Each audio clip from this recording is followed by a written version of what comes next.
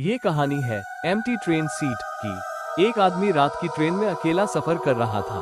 पूरा डिब्बा खाली था, बस सामने वाली सीट पर एक बूढ़ा आदमी बैठा था। थोड़ी देर बाद वो सो गया। सुबह जब उसकी आंख खुली, सामने की सीट खाली थी। उसने टीटी से पूछा, वो बूढ़ा आदमी कहाँ गया? टीटी ने हैरानी से कहा, सर, इस डिब्बे में तो कल रात से आप अकेले हैं।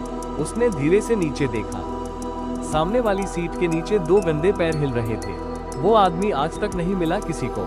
ऐसी और वीडियो देखने के लिए मेरे चैनल हॉरर स्टोरीज को सब्सक्राइब, लाइक एंड शेयर करें। जो लाइक और सब्सक्राइब नहीं करेगा उसको भी उसी आदमी के गंदे पैर दिखाई देंगे।